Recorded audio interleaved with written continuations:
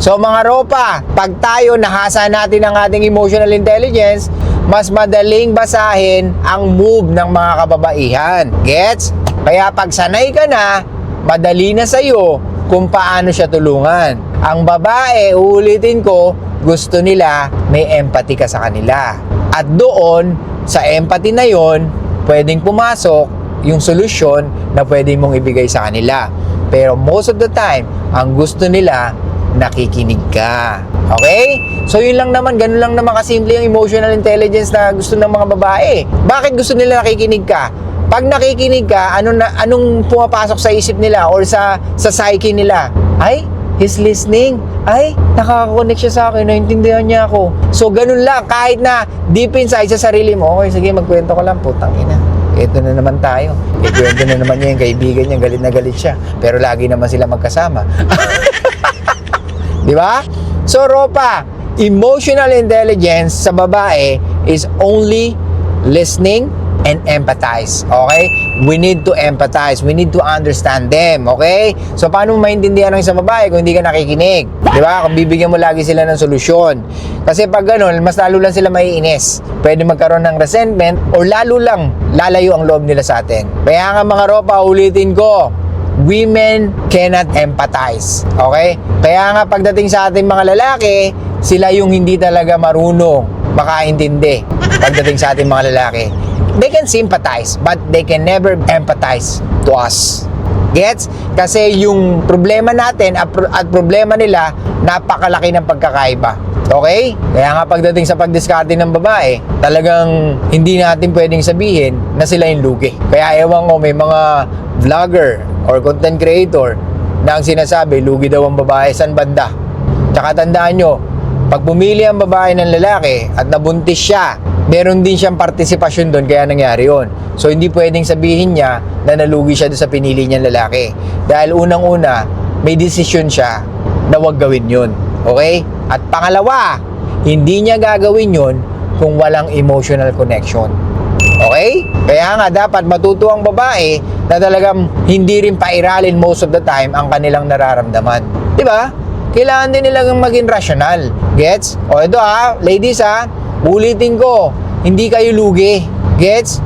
Kasi unang-una, at some point, pinatulan nyo yung lalaki na yon dahil meron kayong nakukuha. Kasi hindi kayo papatol sa isang lalaki kung wala siya na po-provide sa inyo na any emotional connection. Di ba? Kaya sa mga lalaki na nagsasabi na lugi ang babae pag nagbuntis ng lalaki at iniwan, unang-una, bakit ba nangyari yun? Bakit hinayaan ng babae yun? Di ba? Walang pinagkaiba yan sa bahay na hinahayaan mong bukas. Natiwala ka sa mga tao, sa mga kaibigan ng mga anak mo, or sa mga kaibigan mo. Tapos nung nawalan ka, naninisi ka. Naninisi ka na may magnanakaw pala sa kaibigan mo. Sino ba may kasalanan? Unang-una, ikaw ang nagpapasok or laging nakabukas ang gate nyo, ang pinto nyo para sa mga kaibigan mo. Kasi masyado ka mabait. Basta open ka sa bahay. Anytime na gusto mong pumunta, let us know. Diba? Paghahanda ka pa namin. Walang problema doon. Okay?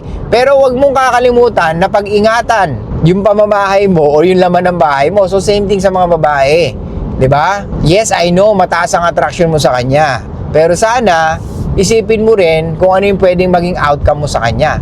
Once na ganito yung nangyari, ganyan yung nangyari. Diba? Pero ulitin ko, ladies, hindi kayo lugi. Because at some point, naging masaya kayo nung nakarelasyon nyo siya. Kung hindi man nagtagumpay ang relationship nyo o hindi man naging successful, alam naman natin na naging masaya kayo. Diba? Kaya sa mga content creator na nagsasabi ng lugi dahil siya nagluluto, siya naglalaba, siya nag-asikaso, well, it's given yon sa babae, di ba? Since the beginning of time, ganun ang mga ginagawa ng babae. They nurture. Sila yung nag-aasikaso sa pamilya, lalo na sa kanyang asawa. Okay? So, hindi kayo lugi. At ang lalaki naman, ang kanyang partisipasyon is ibigay yung pangangailangan ng pamilya pagdating sa pera, lalo-lalo na sa proteksyon. And also, kung paano i-lead ang pamilya. Di ba? Lalo na pag nag-aaway sa loob ng bahay. So, nandyan ng tatay or nandyan ng lalaki para ikalma ang lahat. Okay? Or para siya magsabi kung anong dapat gawin or para solusyonan ang problema. Okay?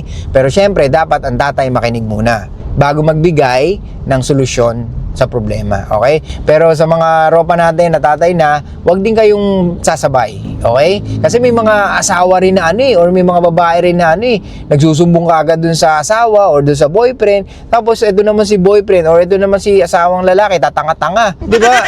Mapatulan, kumbaga, kung ano yung sinabi ng asawa, paniniwalaan, hindi man lang inassess yung situation. Dapat matuto tayo mag-assess kasi hindi mahirap na maging makasanayan ng isang lalaki na lagi niya kinakampihan ng kanyang asawa nang hindi niya tinitingnan o ina-assess yung situation. Okay? So mga ropa, kaya nyong ma-improve ang emotional intelligence nyo. Ang problema lang kasi sa inyo, impatient kayo. Ba't kayo impatient? Kasi gusto nyo lagi may mangyari pag dumiskarte kayo ng babae. Ang gusto nyo lagi, mag-reciprocate ang babae kahit na alam nyo hindi naman ganun kataas ang attraction sa inyo. Yan ang hirap sa ating mga lalaki. Ayaw natin tanggapin or mataas ang ego natin na kaya pa rin natin silang hilutin sa kabila ng pag-reject nila sa atin. Hindi, ropa. Yes, may mga babaeng at some point papatulan ka sa tagal ng panahon. Pero hindi ibig sabihin nun, pwedeng genuine yung naramdaman niya sa'yo. Pwedeng wala lang siyang options, kaya niya nagawang pumatol sa'yo or nagawa niyang patulang ka na. Okay? At yun ang hindi rin maganda, ropa. Baka masanay ka rin dun. So, nireject ka, hindi nag-work. After a long time, nagkagustuhan kayo. Ayun pala kasi meron ka ng kayang ibigay na hinahanap niya. Gusto mo ba yun? Oo. Di ba? Well, yun naman ang gusto ng mga babae na dapat meron kang maibuga. Pero syempre, iba pa rin yung mga babae na kahit wala ka, nandyan nung una. Di ba? Kumbaga, hindi ka iniwan na kahit wala ka, andyan pa rin sa'yo. At siya iyong kasama. Di ba? Ano mas masarap? Yung babae na mag-i-enjoy sa success mo o yung babaeng nandyan sa'yo nung hindi ka pa successful at kayong dalawa ang mag-i-enjoy sa success mo. So, kaya mag-isip-isip kayo mga ropa. Okay? So, emotional intelligence, mas magaling tayo dyan. Kung mas maiintindihan nyo kung paano ang struggle ng babae at kung paano mag-isip ang babae at kung saan nagre-respond ang mga babae. Okay? So, yun lang guys. Thank you so much. I'll see you guys next time. Show love, peace out, and be packing mysterious mga ropa.